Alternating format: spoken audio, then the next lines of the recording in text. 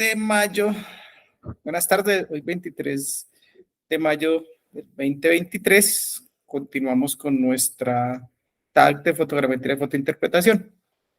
Voy a hacer un recorder y voy a compartir la pantalla y voy a hacer un recorderis pequeño de lo que vimos en la clase pasada. Ahora les hago, pues me tengo unas preguntas. Bueno, hablamos de las resoluciones. Voy a compartir pantalla. Por favor, ¿me confirmas que si estamos viendo? Sí, profe. Listo. Entonces hablamos de los tipos de resolución. Hablamos de la resolución espacial, de la resolución espectral, fundamental que nosotros lo tengamos claro, de la resolución radiométrica, de la resolución temporal, y hablamos del fenómeno atmosférico de la atmósfera, ¿cierto? Que no es un cuerpo transparente, de dónde nos localizamos, de cómo se realiza esa absorción atmosférica. Hablamos de las longitudes de onda que están asociadas a ese tipo de la atmósfera, las regiones, y en cada región, digamos, qué características puedo utilizar yo y qué elementos puedo hacer yo, digamos, desde la fotointerpretación. Hablamos de la dispersión atmosférica, de las famosas características que nos pasan esos fenómenos atmosféricos que nosotros vemos a diario y que se relacionan con esa dispersión atmosférica, ¿cierto? Hablamos de componentes espectrales, de la firma espectral. Ya hablamos de esos componentes, tenemos la teledetección como el fundamento principal. Hablamos de la vegetación, de los suelos y sus características. Y hablamos también de otras características fundamentales que son la interpretación visual, como son el tono, la textura, el contexto espacial, la sombra, los patrones espaciales y el color. Hemos hablado entonces de lo que era el tono, ¿cierto? Hemos hablado de los tonos con su significado, los tonos claros, los tonos oscuros, cómo nos manifestábamos, veamos las texturas y aprendíamos de esas texturas, ¿cierto? Y en esas texturas, entonces, también hablábamos de otra característica fundamental que es el contexto espacial. Y hacíamos relación en el contexto espacial de lo que nosotros vamos identificando y con los elementos que son vecinos a la imagen que nosotros tenemos, donde nosotros identificamos las formas y qué relación tiene la forma. Eso es la interpretación que hacemos nosotros en frente a lo visual. Y hay otra fundamental que es la sombra. Vemos que sin sombras nuestras imágenes, digamos, no se podrían analizar de manera real y de manera concreta. Podríamos tener imágenes que no nos permitirían hacer la interpretación adecuada de cada una de esas imágenes. Hablamos también de los patrones. En términos de patrones, digamos que se asocia siempre a la temporalidad. Siempre que hablamos de patrones, nosotros hablamos de la temporalidad de fenómenos. Digamos que esos patrones nosotros podemos hacer en fenómenos, aunque parezca algo muy sencillo, esos patrones siempre tienen unos comportamientos que nosotros, a medida que entendemos y utilizamos las herramientas de interpretación, nosotros de interpretación de imágenes, nosotros podemos lograr esa lectura de fenómenos. Yo puedo hacer lecturas de fenómenos de crecimientos poblacionales en la medida en que yo puedo tener imágenes de comparación. Hacíamos el ejemplo de la comparación de un falso color, un RGB con una imagen a 3, 4, 5, vamos a ver, y después cuando yo le aplico un filtro, como ese cuerpo de agua tiene unas características y se van relacionando. ¿Qué me interesa a mí? La vegetación o la cobertura o el agua en sí mismo, o qué esto nos afecta. Y decíamos que cuando nosotros utilizamos esos filtros, podemos ver entonces la nubosidad como un elemento componente del agua. Con este filtro estamos identificando la mayor cantidad de agua que tiene ese lugar. Hablamos también de la forma y de los tamaños. Y hacemos la comparación de un sensor Landsat 5. Digamos que el Landsat 5 es un sensor ya, digamos, de hace muchos años, porque ya vamos en Landsat 9 y que ha cambiado esa evolución. Y veíamos entonces cómo yo en una imagen puedo identificar las formas, los relieves, los drenajes, el agua, y miramos una imagen de Venecia, en donde veíamos los canales, donde veíamos las islas, donde veíamos, digamos, todas las construcciones, todo el puerto, el aeropuerto, la salida al mar. Entonces, son formas en las cuales nosotros vamos haciendo una interpretación ya no tan simple, no tan sencilla, sino un poquitico más objetiva de lo que nosotros tenemos frente a ese territorio. Otros criterios de visualización fundamental es de esta interpretación visual es el color. Nosotros siempre hablamos del color, decimos que el color es el resultado y resulta un elemento básico para la interpretación de las imágenes. Aunque sea en blanco y negro, la imagen a mí en esas tonalidades me permiten identificar texturas, formas y figuras y me hace una relación de la imagen. Entonces, cuando ya hablamos del color, cuando esas imágenes ya las traemos a una imagen de color, la visión percibe, hablamos que la visión tiene unas longitudes de onda muy pequeñas, entre 0.4 y 0.7 nanómetros, y separa la energía recibida en tres componentes de acuerdo a la sensibilidad espectral de las células. Entonces, los sensores remotos es posible combinar la banda de sus longitudes de onda determinadas por un canales predeterminados. Los canales son el color rojo, el verde y el azul. Siempre les he hablado del RGB. Eso es el tema del color de la franja visible. Lo venimos repitiendo casi que desde el comienzo. Me salté, perdón. Ese RGB puede modificarse según las necesidades de acuerdo a las bandas espectrales que yo quiero combinar. Existen la mezcla de tres bandas en los canales RGB y que son de acuerdo a procesos de suma o sustracción. Paradójicamente nosotros en ese RGB nosotros podemos ir construyendo colores. Entonces decimos que si el azul más el verde me va a crear el cian, ¿cierto? El azul más el rojo me crea el magenta y el rojo más el verde me crea el amarillo. Volvemos a la teoría del color, que es primaria y que se hacía en, digamos, algunos elementos anteriores. Entonces nosotros ahí teníamos que si yo sumo determinados colores, el azul, el verde y el rojo, entonces el azul y el rojo me da el magenta, el verde y el azul me da el cian, el verde y el rojo me da el amarillo. Y si yo los combino todos, va a ser el blanco. Entonces cuando hablamos del color blanco, lo que hablamos es que en ese color blanco están sumados todos, absolutamente todos los colores. ¿Listo? Si yo hago la sustracción, si yo del cian el magenta, pues saco el azul, del amarillo es rojo menos verde, y la ausencia de color es lo que definimos como el color negro. Entonces, por eso siempre hacemos la luz blanca como la suma de todos los colores y el negro como la suma de todos. ¿Cómo se comprueba esta teoría de color? Yo les he dicho el ejercicio muy sencillo. Hay un ejercicio en el cual hay una pirámide que está llena de agua y esa pirámide, al pasarle a esa pirámide, pasarle un haz de luz, esa pirámide se descompone en todos los colores y ese rayo de luz me va a salir en una sustracción de colores. ¿Listo? Eso es lo que sucede con todos esos colores.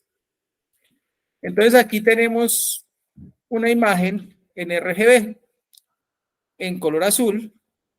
Vamos a mirarla detenidamente. En ese color azul, esa imagen, si yo ahora veo la imagen en color azul, en color normal, vea, ¿cierto? El negro es ausencia de color, ¿no? Entonces yo tengo en una escala de grises, y aquí yo tengo en azul, yo la combino, empiezo a ver ciertas características de la imagen. Pues ahí más o menos yo veo que hay unos caminos, que hay unas montañas, que hay como una construcción, ¿cierto? Si esa misma imagen yo la paso por verde, pues yo empiezo a distinguir otras características del terreno. Mira, aquí hay unas montañas, unos caminos, unas construcciones. Y si la paso por roja, yo ya empiezo a descubrir que aquí hay muchísimos más caminos, más construcciones, muchos más valores. Y cuando hago la combinación de esos colores, ya me muestra unas características específicas, zonas de cultivos, vías, construcciones, montañas, tengo un conjunto de distintos valores, ¿cierto? Y eso es lo que sucede cuando yo hago la combinación del RGB, la suma de un conjunto de colores en la teoría del color que me permiten ver esas construcciones. Eso es lo que hace el sensor simplemente. El sensor lo que hace es coger una banda en azul, en verde y en rojo y combinarla para construirme a mí una imagen. Ahora vamos a hablar de algo fundamental. Vamos a entrar en un tema que es uno de los temas, digamos, que más interés tiene y que ustedes deberían tener siempre en su ejercicio profesional. Hablábamos con otros alumnos en otra carrera, muy parecida a la de ustedes, y ellos también hacen avalúos. Y haciendo avalúos necesitaban imágenes de temporalidad. Entonces yo tengo que aprender a buscar en dónde conseguir esas imágenes de temporalidad. Y yo les decía, la mejor forma de hacerlo es a través de la detección satelital. Si yo sé buscar imágenes de satélite, pues encuentro un conjunto de imágenes que para mí son útiles. Útiles en cualquier sentido, en cualquier necesidad y en cualquier estudio. Nunca descartemos que en esa posibilidad vamos a tener conjunto de imágenes, quizás mucho más antiguas con no tanta resolución, pero imágenes que tienen un contenido de información que nos permiten hacer seguimiento a determinados hechos. Entonces, vamos a continuar con la teleobservación y los sensores remotos. Vamos a hacer un repaso. La teleobservación, la teledecepción o la percepción remoto la definíamos como la técnica para obtener la distancia de la información referida a cada objeto sobre la superficie de la Tierra. ¿Listo? O sea, que siempre la teledetección, la observación, la percepción remota se hace desde una parte exterior al objeto. Eso es lo que siempre hemos, digamos, se ha manifestado en estas teorías. Digamos que la base en la detección de las variaciones de absorción, digamos que ese es el ejercicio que hago yo en la teledetección y la observación, es la detección de la variación en la absorción, en la reflexión y en la emisión de ondas del espectro electromagnético y en distintas longitudes de ondas, que son específicas para cada objeto. Decimos que el análisis de los datos de la teleobservación se funda en tres principios generales. Uno es la imagen obtenida, que se convierte en una representación objetiva del paisaje en un instante dado. Cada imagen que yo tomo es objetiva. Simplemente yo tomo la imagen en su momento, cómo está, qué características tiene. ¿Sí? Pero depende el tiempo en que yo la tome. La misma imagen de hace 5 días puede ser o no debe ser la misma que yo tome en días sucesivos, o en 21 días, o en un año, o en varios años. Yo las puedo comparar y encontrar qué ha pasado en ese mismo espacio y qué cambios hay. Otra es que el paisaje está compuesto de elementos heterogéneos. La imagen no es que tome un solo elemento. Yo puedo tener un conjunto de elementos variados. Puedo tener elementos de construcciones, puedo tener elementos naturales, puedo tener elementos artificiales, puedo tener vías, puedo tener ríos, diferentes elementos que conforman el paisaje. Yo lo tengo que ver. Entonces, las imágenes son heterogéneas. Hay una cantidad de elementos que quien los clasifica y los ordena es la persona que está haciendo la lectura sobre esas imágenes. Otra es la cantidad y calidad de la información. Entonces, esa calidad y esa cantidad de información hace referencia a yo qué puedo extraer, o la persona que está haciendo la teleobservación, qué puede extraer con esos datos. ¿Cuáles son los datos y la calidad de datos que yo puedo extraer en función de qué conocimientos tengo yo? No es lo mismo sentar a una persona, si hiciéramos el ejemplo, sentar a una persona como tú, compañera, que estás terminando, a coger una persona que hasta ahora va a ver teleobservación, o una persona que va a comenzar el proceso, porque las lecturas van a ser diferentes y cada una tiene un grado de conocimiento distinto. No es lo mismo si tú sientas a un profesional que lleva muchos años viendo esa misma observación. Cada uno va a hacer una lectura distinta, con observaciones distintas, con fenómenos distintos. Entonces, la observación, yo puedo ver quizás una información que otro profesional con otros intereses la mire de otra manera. Entonces, por eso es importante quién hace la observación, ¿cierto? Y también depende de qué métodos utilizo. Normalmente, entonces, yo tengo que seleccionar el método de clasificación de esas imágenes para poder detectar cómo se comportan los elementos que yo tengo dentro de todas esas características. Es aquí que todo aquel sistema de observación por el cual, mediante el uso de diversos instrumentos creados al efecto, es posible prever información sobre hechos y objetos que no se encuentran en contacto directo con el sensor. ¿Qué significa eso? Que si bien yo tengo, acuérdense que tengo un rango visible, Los sensores tienen otros, otros elementos, otro tipo de instrumentos que permiten hacer una lectura en rangos que no son visibles, que al combinarlos me pueden a mí dar una lectura muchísimo mejor, ¿cierto? Entonces, digamos, yo solamente con el ojo humano tengo una limitada lectura de ese espectro, pero si yo lo combino con instrumentos, yo puedo ver fenómenos que no son vistos, que no pueden ser identificables a simple vista. Eso es lo que nos quiere decir eso. Pueden captar información del espectro electromagnético dentro y fuera de las bandas visibles, lo que habíamos hablado. Estas características especiales analizadas correctamente posibilitan distinguir los objetos entre sí y obtener datos relacionados en su forma, en su tamaño, en su distribución espacial, las propiedades físico-químicas y la evolución temporal. Si yo combino todas esas bandas y el mayor número de bandas que tenga, yo puedo tener mejor información. Puedo llegar a un análisis más pequeño inclusive, porque mis píxeles van a ser mucho más pequeños, ya no son de, digamos que ya no son de 30 metros, sino puede ser de 15 metros o inferiores a 15 metros, y entonces la imagen que yo voy a tener es una imagen que me permite así a mí hacer unos análisis muchísimo mejores. Y como te voy diciendo, yo puedo hacer un seguimiento a un fenómeno en diferentes periodos de tiempo, con diferentes imágenes, y yo puedo hacer un comparativo para mirar qué pasa con un fenómeno. El fenómeno se reduce, el fenómeno se aumenta, qué efectos tiene ese fenómeno, qué ha traído ese fenómeno. Eso es lo que hace uno normalmente con el tema de los sensores remotos.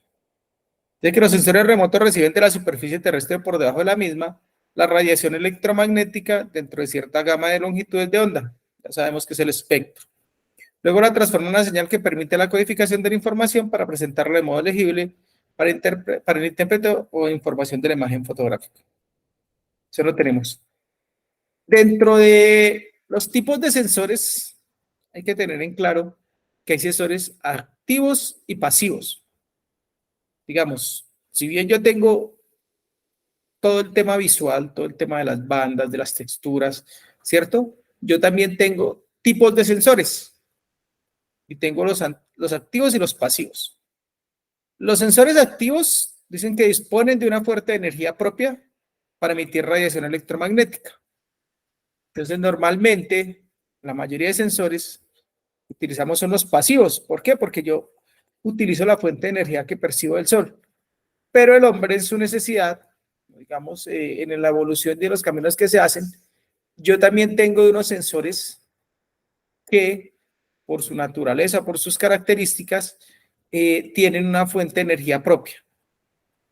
Y con esa fuente de energía propia, que era una radiación electromagnética, esa energía es recuperada a fin de determinar las características espaciales de los objetos detectados. Algunos ejemplos de estos sensores son el LIDAR, se llama Light Detection and Radio Laser Imaging Detection of the Raining. Lo que quiere decir al final es que utiliza la luz láser sin dispersión, sino un rayo directo, ¿cierto? Y lo que hace el LIDAR o LIDAR es simple y sencillamente a una altura determinada, a una velocidad determinada, yo lanzo un haz de luz. Ese haz de luz es un rayo láser. Y yo, ¿cuánto demora en lanzar ese láser, tocar la imagen y rebotar? En esas fracciones de segundo, yo, y en ciertas longitudes de onda, yo empiezo a determinar la imagen. Entonces yo le repetía que el LIDAR, es una nube de puntos. ¿Por qué? Porque él va haciendo un recorrido y en cada recorrido él va haciendo unos puntos sobre el terreno. Entonces a un objeto le puede tomar infinidad de puntos y él va haciendo una superficie del terreno de acuerdo a la distancia en lo que demora el láser en dispararse, tocar el objeto y llegar de nuevo al sensor. Y eso es lo que hace el LIDAR o el LIDAR, como quieran denominarlo. Otra, digamos, es el radar. El radar como fuente propia de energía utiliza energía de microondas. Y esa energía la tiene entre 0.1 a 1 centímetro, que son pasivas, y de 1 a 10 centímetros, que son activas. El radar tiene esa característica, utiliza las mismas características, entonces él utiliza, digamos, dentro del flanco, dentro del espectro electromagnético, las microondas. Entonces esas zonas las lanza, cuánto demora en rebotar, y en el rebote él va captando la imagen que tiene. Entonces ellos tienen el LIDAR o LIDAR y el radar, utilizan lanzan una señal y cuánto demora esa señal en golpear el objeto y devolverse. Y eso es lo que van haciendo ese barrido, van haciendo esto. Mientras que las pasivas, pues ya sabemos que son las que utilizamos como fuente de energía del sol. La mayoría de nuestros satélites utilizan esas fuentes pasivas a diferentes órbitas. No estamos hablando de una sola órbita, están a diferentes órbitas. ¿Sí? Y detectan energía emitida o reflejada por el objeto de interés. Ya habíamos visto toda la teoría, la refracción, ¿cierto? Y en estos casos se verifica la pérdida de la energía electromagnética, pues porque al chocar con las nubes, una parte de esta es retrodispersada, otra es absorbido y solo otra es la que al final llega a la superficie. Y hablamos de algunos ejemplos de estos sensores pasivos, son las cámaras fotográficas, los barredores multiespectrales y por supuesto los satélites. ¿Sí? Dependemos de la energía del sol. Entonces ya sabemos que hay dos tipos de sensores. Aquí hay un ejemplo de lo que es la pasiva, ¿cierto? Utilizo el sol, toda la energía electromagnética y lo que rebota frente a la superficie. Aquí un ejemplo de lo que hace el radar. El radar lanza las de microondas y la devuelve. Si fuera LIDAR sería una línea que golpea en cada uno. Y aquí es como se ven los píxeles. Si fuera un LIDAR, lo que haría es distribuir toda la superficie a partir de puntos, como si fueran estos píxeles que están acá. Y como cada una tiene una longitud de onda, cada una tiene una, digamos, una respuesta en el tiempo en que llega al sensor, entonces se va a representar así a partir de puntos, que al reconstruirlo me va a dar una imagen. Son las dos formas de la teledetección pasiva y de la teledetección activa. Listo. También hay otros sensores electro-ópticos que llamamos visibles e IR. Entonces tenemos unas tecnologías de escaneo que son las line scanner, que son sensores que realizan escaneo plano de la imagen, y es posible mencionar las cámaras de video Bitcon, además de los escaneos sólidos, de los escáneres sólidos. Una de las características de las cámaras de video Bitcon, que son utilizadas en misiones de larga duración, porque su tecnología permite obtener fotografías en un intervalo espectral entre los 0.35 y los 0.1 micrones, sin necesidad de utilizar películas. Hay otras que son los Wishbone Scanner. En este caso, la imagen se obtiene mediante el barrido que realiza un espejo móvil, y tal espejo refleja la radiación de un área cuadrada de la superficie de la Tierra, que depende tanto del tamaño del área escaneada como la resolución espacial de las características ópticas del satélite, muy conocido para nosotros. ¿Y cuáles son las resoluciones espacial? Pues el número de bandas que yo tengo en el satélite. No se les olvide esas características de esa teoría. Hay otras en la tecnología de escaneo que son los Wishbone Scanner, que son exploradores de empuje que no utilizan un espejo sino una cadena de detectores que permiten registrar la energía de una línea de rastreo de forma simultánea. Las líneas están orientadas de forma perpendicular a la línea de vuelo de trayectoria del satélite. Como han ido avanzando, digamos, las formas de hacer escaneo en cada una de esas tecnologías y en cada uno de esos, digamos, equipos satelitales. Esta cadena de detección son un conjunto de dispositivos de acoplamiento por cargas CCDS que permiten registrar una línea en forma simultánea. Yo voy barriendo y voy detectando diferentes casos. Y cada banda espectral requiere de su propia cadena de detectores, lo cual permite que cada detector pueda recibir durante más tiempo la energía reflejada de la superficie terrestre y por lo tanto tenga una mayor señal, por lo tanto tenga una razón señal ruido mayor Esto se traduce en una mayor resolución espacial sin sacrificar la resolución espectral. Tengo mayor información, puedo tener mejor información durante más tiempo y puedo tener más número de bandas. Entonces la imagen va a ser de mayor calidad. Unos ejemplos, aquí están los ejemplos de los primeros. En la Scanner, ¿sí? Yo tengo la línea y voy haciendo un recorrido como un zigzag, ¿cierto? Del área que yo necesito ir revisando. El MODIS TMMS, entonces voy en una línea recta y voy haciendo un recorrido por un grupo de sensores, en este caso 4. Entonces voy un recorrido en un área fija determinada y voy barriendo de esa manera. Mientras que el tipo, digamos, de aquí hay los tipos de satélites que utilizan esos sensores. El Área Scanner lo utiliza el ABHRR, el satélite MODIS, TM y ETM más MSS, que son europeos, utilizan este tipo de sensores, y el Pulse Scanner lo utiliza el Spot, el Icarus y el QuickBear. Entonces yo voy haciendo un recorrido y voy haciendo un recorrido permanente. Tengo mayor capacidad de barrido, tengo mayor capacidad de bandas y voy haciendo un recorrido muchísimo más amplio y muchísimo mejor. Acuérdense que en cada una de estas imágenes es mejor. Por eso, digamos, los iconos tienen mayor resolución. Esta es teoría europea.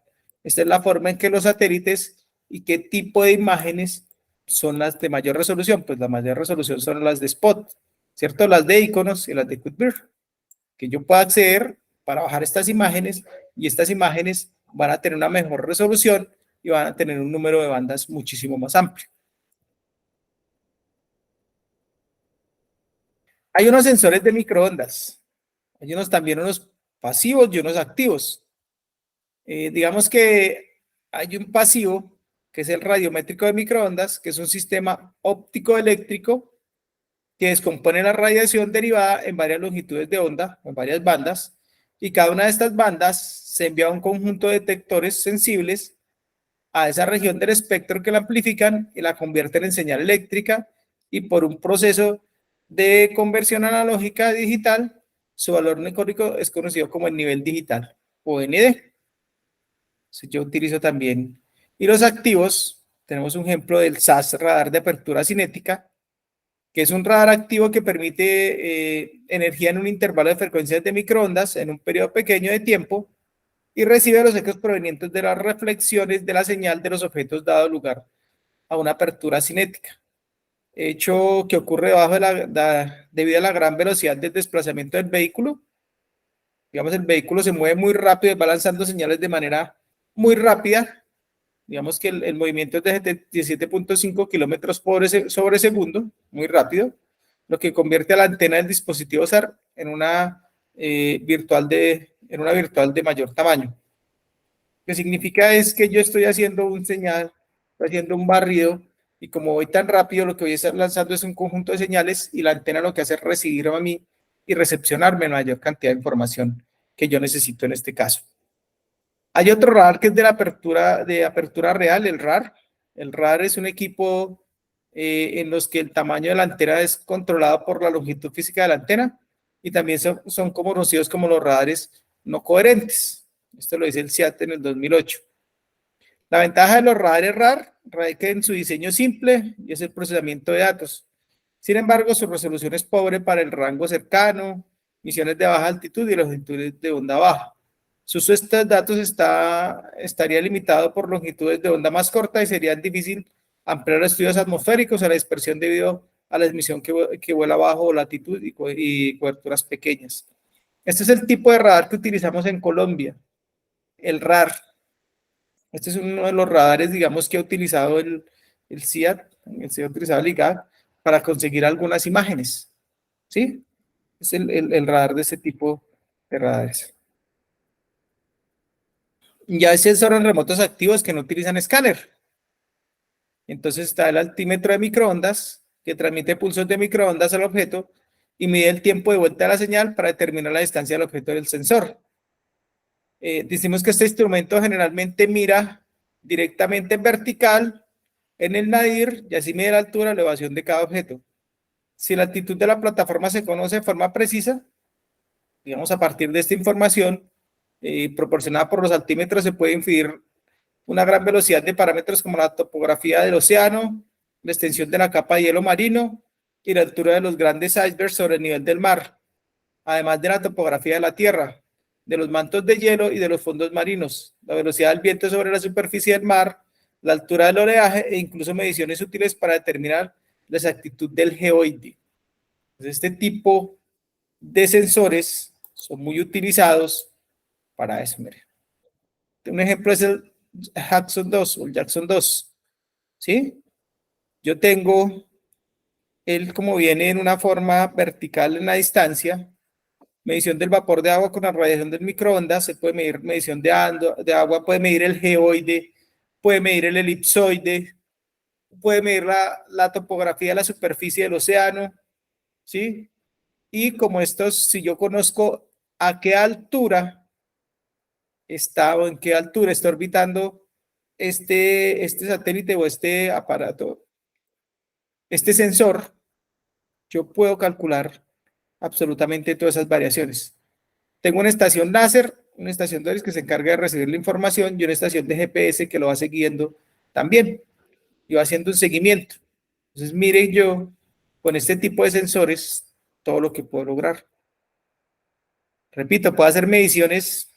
Miren todo lo que puedo hacer. La topografía del océano.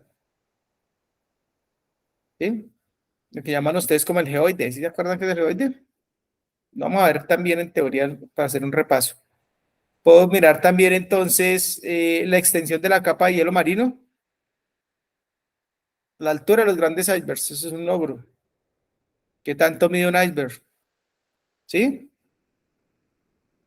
La topografía de la Tierra, los mantos de hielo y los fondos marinos. Impresionante. Y con exactitud también puede determinar el geoide. Compañera, ¿qué es el geoide? ¿Se acuerda? Profe, el geoide no es la representación gráfica de la Tierra. Sí, pero ¿en qué forma? ¿En qué se diferencia el Achatada. elipsoide? No, ¿en qué se diferencia el elipsoide del geoide? Vamos a verla después, tranquila. Hacemos un repaso también de eso, para entender por qué tomamos los puntos para hacer fotogrametría. A Ya lo que me va a vamos, regañar el profesor de geodesia. fundamentos de iglesia. Y nada más anoche estábamos hablando de él, que la última forma que quedó fue el elipsoide de la forma de revolución. Estamos hablando de los sistemas de la última estudio que quedó es el de la revolución. Es el elipsoide de revolución, sí, señorita. Y eso permite a ustedes calcular. ¿Por qué utilizamos el geoide del elipsoide? Porque nos permite calcular todo lo que es las proyecciones cartográficas. ¿Sí o no? Bueno, después les doy una Sí, clasecita para el recordar. origen del dato. Y el origen del Correcto, dato. el origen del datum, sí, señora. Después les explico todo eso en un poquito más sencillo. Bueno, el LiDAR, que es, digamos, la cámara que ahora, que es, digamos, que son los sensores que más atracción tienen en este momento y que son los sensores que más desarrollo y que a usted le vende todo el mundo y que entonces en todo aparato quiere tener LiDAR o LiDAR, Light Detection and Ranging, que es un sistema activo destinado en principio al estudio de la atmósfera, el cual se vale de un emisor láser para emitir pulsos de luz polarizado entre el ultravioleta y el infrarrojo próximo. Mire que se utilizó primero el LIDAR, ¿cierto? Para estudios atmosféricos. Entonces aquí el efecto producido por la interacción atmosférica se recoge a través del sistema óptico por un detector que envía la señal al sistema de almacenamiento para su posterior estudio informalizado. Existen sistemas LIDAR, perdón, específicos para cada tipo de dispersión atmosférica. Y yo puedo caracterizar la composición de aerosoles de la atmósfera, la cantidad de contaminantes sólidos, establecer medidas de la temperatura, de humedad y presión del aire, así como un estimado de la velocidad del viento. Con ese principio salió el famoso LIDAR. Es que yo tengo el LIDAR especializado para cada una de esas características. Un ejemplo del sensor. Un ejemplo del sensor LIDAR es este. la cámara, el láser, el receptor, ¿cierto? Y aquí hace digamos que aquí es como la elevación real de la Tierra. Y esto es lo que produce un LIDAR. Va mostrando cada imagen, lo va convirtiendo en cada uno de esos elementos. Las plataformas. Digamos, ¿yo qué tipo de plataformas utilizo? Hay plataformas a distancias cortas, digamos que son las radares de instrumentación que miden la refractividad de los objetos y la superficie, los sistemas tomográficos de aplicaciones biomédicas e industriales, plataformas a grandes distancias como los aviones, los satélites y los helicópteros. Digamos que una plataforma corta sería el UAV, la aeronave no tripulada, ¿cierto? Las aeronaves no tripuladas. Frente a esas plataformas tenemos varias consideraciones. Digamos que los aviones tienen mayor resolución espacial, ¿cierto? Los satélites tienen mayor resolución temporal y de cobertura. Lo paso más tiempo, puedo hacer un barrido determinado tiempo, pues yo con un satélite cubro muchísima área, mientras que pues, la resolución de un avión es, digamos, es más limitada de acuerdo al área que yo voy a realizar, ¿cierto? Factores para la selección de una plataforma. Importantísimo. ¿Yo qué tipo de imagen necesito o qué plataforma utilizo? Lo primero que tengo que mirar es la extensión del área a cubrir. ¿Qué tipo de área cubro yo? ¿Cierto? ¿Cuántas hectáreas voy a cubrir? Digamos que las aeronaves de ala fija ya tienen la capacidad de tener unos barrios muy grandes. Yo ya puedo hacer 100 hectáreas en un vuelo de ala fija, ¿cierto? Si yo utilizo un vuelo de una aeronave de rotores, pues mi comparación o mi tiempo va a ser mucho menor y mi cobertura, incluso un Phantom 4 puede hacer 60 a 80 hectáreas con una batería. Entonces también, digamos que si yo quiero tener grandes extensiones, pues utilizo aeronaves de acuerdo a cada tipo que yo necesite. Como decía el compañero, la primera clase, todavía se utilizan las aeronaves, los aviones, la fotogrametría clásica, todas se utilizan, ¿cierto? Pero yo con una aeronave de ala fija puedo barrer todo un municipio, un área urbana de cualquier municipio, ¿cierto? También depende de la velocidad de desarrollo de los fenómenos a observar. ¿Qué tipo de fenómeno quiero yo observar? Pues si yo quiero fenómenos atmosféricos que son de grandes recorridos, que yo le tengo que hacer un seguimiento en tiempo real, cómo se va comportando un huracán, o se va comportando una inundación o un incendio forestal, pues es mucho mejor utilizar imágenes satelitales porque a mí me va a dar una visión más grande del área que está sucediendo y del fenómeno en sí mismo, ¿cierto? Las características funcionales de los instrumentos y los sensores, ¿qué ventaja tiene cada sensor? ¿Qué tipo de cámara? ¿Cómo está constituido? ¿Para qué lo necesito? ¿Para mediciones? ¿Para observación? ¿Para imagen? ¿Para video? Entonces depende del tipo de sensor que yo necesito.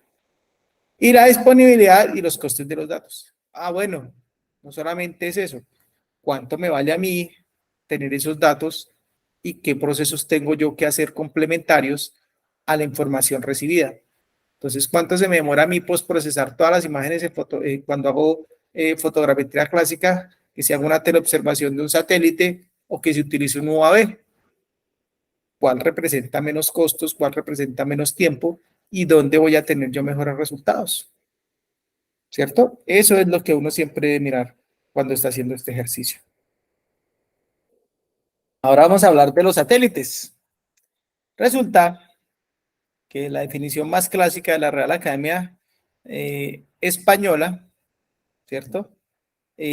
Satélites proviene del latín satellites, ¿cierto? Es una palabra derivada del latín. Y en astronomía tiene una concepción que se aplica a cualquier cuerpo celeste opaco que solo brilla por la luz reflejada del Sol y gira alrededor de un planeta primario. Ese sería el caso de la Luna, ¿cierto? Y en otro planeta sería el caso de las lunas o de todos los objetos que giran alrededor del planeta. Y otra acepción, que es, digamos, la que más nos utilizamos y que la que más se acerca a nuestra relación es que es un vehículo tripulado o no, que se coloca en órbita alrededor de la Tierra o de otro astro y que lleva aparatos apropiados para coger información y retransmitirla. Los satélites artificiales utilizados tienen una serie de características. O sea, nosotros lo vamos a colocar como un vehículo tripulado o no, que orbita alrededor de la Tierra o alrededor de otro astro. Entonces, si nos hemos dado cuenta, nosotros tenemos satélites aquí y tenemos satélites o sondas que han salido de la órbita de la Tierra y que están recorriendo, digamos, diferentes planetas para identificar cómo se comportan sus planetas. Digamos, China, Estados Unidos están en una competencia en la cual ellos ya han llegado a Marte, por ejemplo. Digamos que entonces esos satélites tienen unas características. Primero, los parámetros orbitales. Esos parámetros orbitales hacen referencias a las órbitas que tiene cada uno de los satélites. Y esas órbitas pueden ser geoestacionarias, que giran con el globo terráqueo y se sitúan sobre el ecuador. Tal es el caso de los meteorológicos GOES. Entonces, los satélites tienen unas órbitas. La primera es la geoestacionaria. Hay otra que es la que denominamos polar, las cuales tienen una órbita norte-sur, pasando entre las proximidades de ambos polos. Y un ejemplo de esos satélites es son los satélites de recursos naturales y los tipos meteorológicos como el NOAA. Entonces, las geoestacionarias, las polares, decimos que en este último caso polar, una parte de la órbita es activa, donde obtiene información, y la otra es pasiva, donde no obtiene información, siempre dependiendo del tipo de sensor que se trate. Durante el día da una vuelta completa, los polares durante el día dan una vuelta completa entre 90 y 110 minutos. Para pasar nuevamente por la misma órbita necesitan entre 1 y 20 días, dependiendo del tipo de satélite. O sea que yo puedo hacer observaciones meteorológicas, por eso cuando están haciendo seguimiento, por ejemplo, un fenómeno como un huracán, ¿cierto? Que uno ve el ojo del huracán, lo que están haciendo es que yo estoy recibiendo información de manera permanente, casi de 90 a 110 minutos, ¿cierto? Y dependiendo del tipo de satélite, hay satélites que demoran un día, hay satélites que demoran 20 días. Es por eso que ya están. Y la altura sobre el nivel de la Tierra está entre los 400 y los 910 kilómetros. El rango de cobertura de la información geográfica se desarrolla entre los 82 grados de latitud norte y los 82 grados de latitud sur. Es decir, que hacen un barrio casi total de la superficie de la Tierra. También están las trayectorias en las que se coloca un satélite para cumplir su misión. Decimos que estas trayectorias están definidas por las leyes de la matemática precisa y dependen de las fuerzas que actúan sobre el satélite, en las que predomina la gravedad de la Tierra. Una vez que se establece la órbita de un satélite, no se puede cambiar con facilidad a menos que se disponga de una fuente de energía para hacerlo. Normalmente, lo que hacemos en la Tierra es calcular las órbitas y las trayectorias. Y cuando ya tengo calculada la órbita y la trayectoria, envío un cohete que se encarga de poner en órbita y en trayectoria a ese grupo de satélites. Las órbitas geoestacionarias o GEO, que están entre los 35.783 kilómetros de altura, hay órbitas bajas LEO o Low Earth Orbits, entre 200 y 2.000 kilómetros sobre la superficie de la Tierra.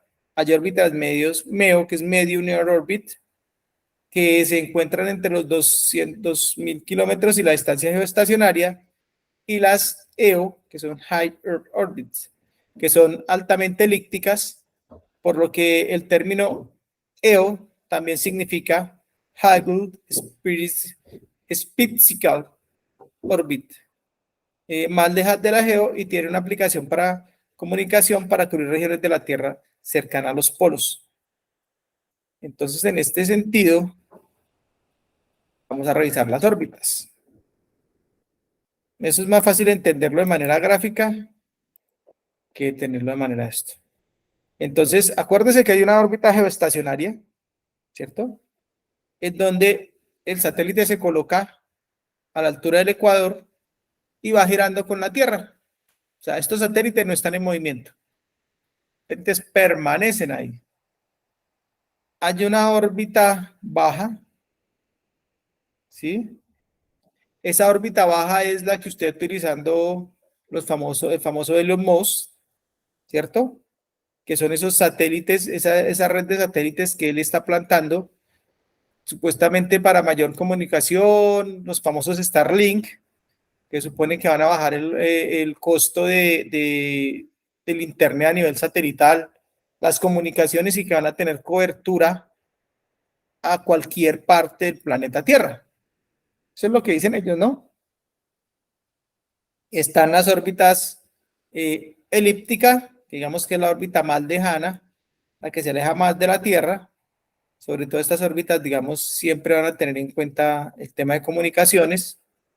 Y está la órbita, me falta una, la órbita polar, era alrededor de los polos y es más para observación de informaciones. Digamos que antes de pasar a mirar el sistema, entonces aquí también tenemos el satélite Geo, la geoestacionaria, el satélite Leo, que es la órbita baja, el satélite MEO, que es la órbita media, el satélite EO, que es la órbita más lejana. Vemos que esta es la forma en que usted encuentra los satélites. Y si miráramos en el programa EADSAT, NASA, NAO, OM, tenemos diferentes tipos de satélites. En la órbita geoestacionaria, pues tenemos el Meteosat, el MG, el MSG, tenemos, no, pues tenemos de todos. El de la India, el de la China, el de la República de Corea, el de Japón, el GOES de los Estados Unidos, el de la Federación, el Metromer de la Federación Rusa, ¿sí? El GOES, vean que Estados Unidos tiene GOES de 75 amperios y 135. Tenemos el F13 de China, tenemos el ALOS, tenemos el NOAA, tenemos el otro de Estados Unidos que es el Suomi, el Eurosat, que es europeo, tenemos el ElectroLM de la Federación Rusa, tenemos el GPS, GPM, GSOM, tenemos el Landsat, el MISAT, el Hudson 1, 2 y 3 de la serie Okiem, tenemos el Aqua, el ALOS y faltan todos los de la órbita baja que está haciendo ellos mismos. Que esas son como una muestra de la cantidad de satélites que observan la Tierra y que hacen diferentes tipos de medidas. Algunas son polares y otras son geoestacionarias. Dicen los teóricos, que esas órbitas son un recurso escaso, porque nosotros venimos haciendo observaciones desde hace mucho tiempo y ya en este momento ya esas órbitas están casi que completamente llenas. Entonces, han intentado, digamos destruir algunos satélites. Pero entonces para uno sí, que no, que la chatarra, que no sé qué, que puede impactar, que puede dañar la superficie de la Tierra. Entonces hay problemas con respecto a eso. Si yo quiero calcular las órbitas de los satélites, tengo que utilizar la teoría de la mecánica orbital. En esa teoría de la mecánica orbital está en función el movimiento del satélite alrededor de nuestro planeta y está principalmente determinada por la fuerza de atracción entre los dos cuerpos. Newton, digamos que nos gusta la física y ustedes que están viendo geodesia deben tener la física muy clara. Newton postuló que esa fuerza de atracción es proporcional o era proporcional a la masa e inversamente proporcional al cuadrado de la distancia entre ambas. Y utilizó la fórmula de F es igual a G por M sobre R al cuadrado, donde G es la constante de la gravitación universal que el 6.672 por 10 a la menos 11 metros al cubo por kilogramo menos segundo cuadrado. La masa de la Tierra, que es igual a 5.974.000, 5.974,1024 kilogramos, ¿sí? Y a partir de ahí yo puedo calcular entonces esa mecánica orbital y puedo calcular todas esas funciones. Existen ustedes que son agrimensores, deben tener en cuenta unos parámetros cartesianos. En esos parámetros cartesianos me permiten a mí calcular las épocas de los satélites y combinación de esas épocas y esas proporciones me dan a mí algunos parámetros para corrección y ajustes de todos los procesos que yo voy realizando. Entonces, cuando yo voy haciendo postprocesos, yo tengo que tener en cuenta la época del satélite cuando hice la observación para corregir y ajustar toda la información que yo estuve. ¿Ustedes hicieron postprocesos, compañera? Compañerita. Se fue. Bueno, igual. Existen unos parámetros cartesianos. Decimos que describen el movimiento. Profe, qué pena. Que si tuviste Casi que no me hable. hacer postprocesos, tuviste postprocesos. No, profe, no lo hemos visto. Una agrimensura. Ustedes utilizaron No, antenas. Antenas no, o GPS. No, algo básico. GPS vimos en una clase con un profesor de cartografía que lo estaba editando con el profesor José Céspedes. Y nos dictó cartografía, nos dio unos temas de GPS para hacer unos análisis. Ah, bueno, listo, no. Porque es que cuando yo tomo puntos con GPS, debo hacer unos postprocesos. Entonces yo debo utilizar unos parámetros cartesianos que se llaman las épocas. Cuando yo voy a hacer... No vimos ese tema. Bueno, no lo conozco. Toca explicarles, bueno, no hay problema, eso digamos que ustedes, lo que pasa es que ustedes tienen un título que se llama agrimensura, y la agrimensura hace referencia a la topografía, ¿cierto? Entonces ustedes digamos que pueden firmar planos de topografía. De pronto algunos otros compañeros, porque la línea mía es catastro, de pronto los que tienen el énfasis en topografía lo pudieron haber bueno, visto. sí, es importante, porque es que de todas formas todos debemos conocerlo, independiente que veamos catastro, debemos conocer esos parámetros. No estoy diciendo que esté bien o que esté mal, no, sino en cualquier momento nosotros nos cruzamos con esos elementos y tenemos que hacer una evaluación y tenemos que evaluar qué nos están entregando, bajo qué parámetros nos entregan y cómo esto. Entonces es un conocimiento general que todos debemos hacer y que todos debemos tener siempre. ¿Listo? Es para que te comuniques con ellos y te preguntes si ellos han hecho postprocesos. ¿Sí? Y con qué software hacen postproceso. Te dejo una tareita para que les preguntes. ¿Listo? Simplemente bueno, es un dato de curiosidad para mirar a ver hasta dónde llegamos. Miren que esto es solamente fotogrametría, ¿no? Todo lo que vemos. Eso es lo bueno eso es lo rico de estos parámetros. Bueno, terminemos con este tema de los parámetros cartesianos hasta aquí. Los parámetros cartesianos describen el movimiento por la órbita usando los vectores de posición y velocidad de un sistema dado, que es lo que llamamos la época. ¿Sí? Queda completamente definido en 6 parámetros, 3 de posición y 3 de velocidad. Un ejemplo de eso es, digamos, un Space Shuttle. El STS es un satélite que tiene una fecha, una época, que es del 11/09 del 94, tiene una hora, que ese es un Green Meridian Time, 13 horas, 00 minutos, 6.210 segundos, que tiene unas coordenadas de posición X, Y y Z, ¿sí? Tiene un vector de velocidad X, un vector de velocidad Y y un vector de velocidad Z. Entonces, con estas características, la época del satélite, yo identifico entonces en qué parámetros y en qué lugar estoy tomando la imagen. ¿Sí? Simplemente conocer que hay unas épocas y que con esas épocas yo miro en qué momento pasó esa imagen satelital o en qué momento yo hice la revisión de esa información y de los datos de información. Y por eso los GPS traen también esas épocas, porque nos van dando una relación respecto a qué satélite, en qué momento y en qué coordenada pasó ese satélite, a qué velocidad y qué correcciones. Aunque digamos que estos parámetros ya están absolutamente corregidos y cuando llegan al GPS pues ya están corregidos y tienen una información de posicionamiento preciso que nos permite hacer todos y cada uno de esos procesos. Simplemente estamos mirando esto. Hay otras órbitas que son los parámetros keplerianos. Kepler nos dice, bueno, aquí en estos parámetros keplerianos de Kepler nos dan información del tamaño, de la forma y la orientación de la órbita en un instante de tiempo específico.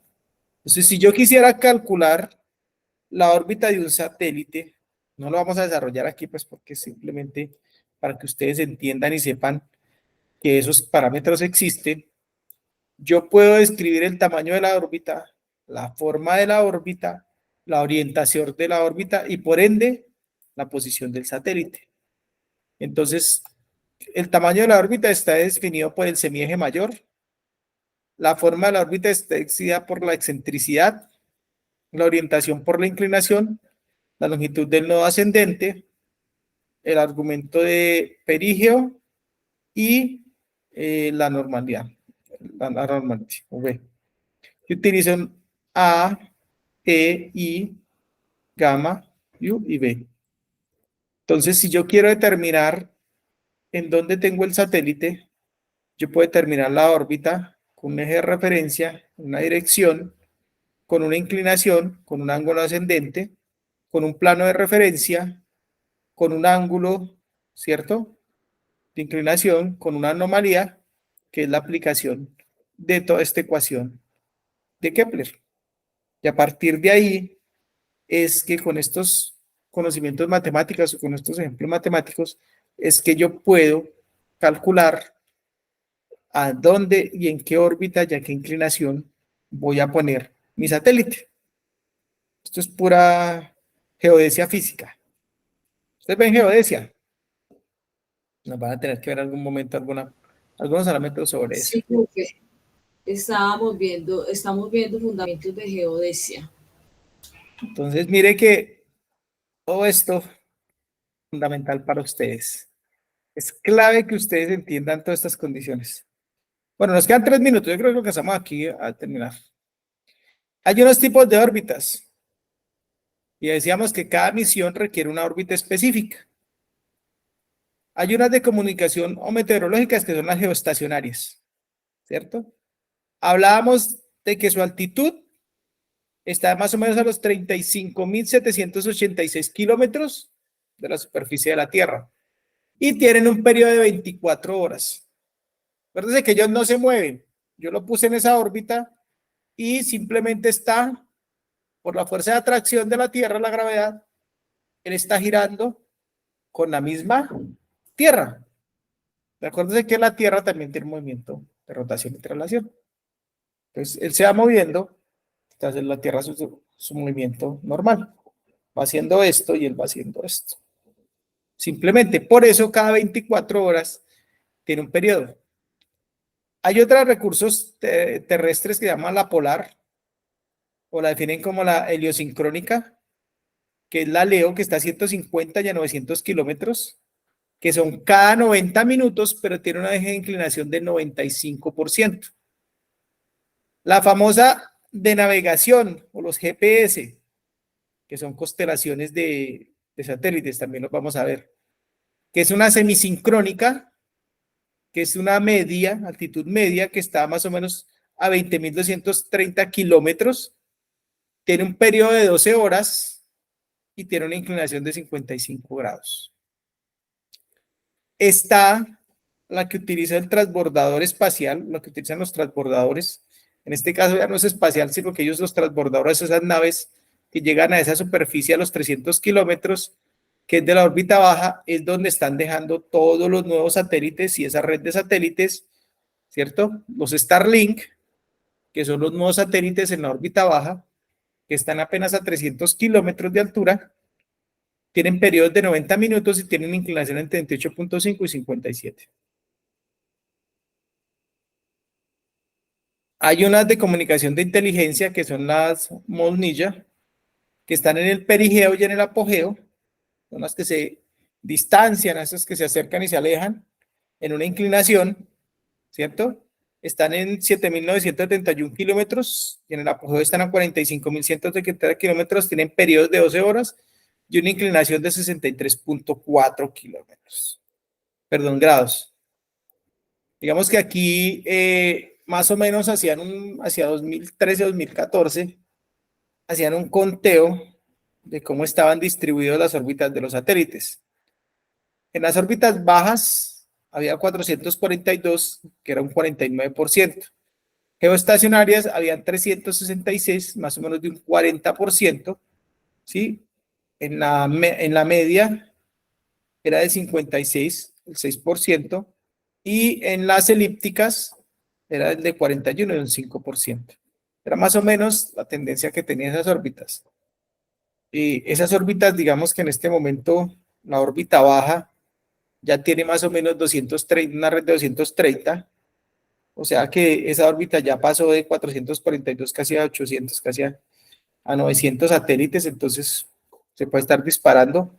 Acuérdense que en los últimos 2 años después de la pandemia, China tiene una constelación muy amplia, la Federación y Estados Unidos han duplicado y han lanzado muchísimo más satélites a esas órbitas.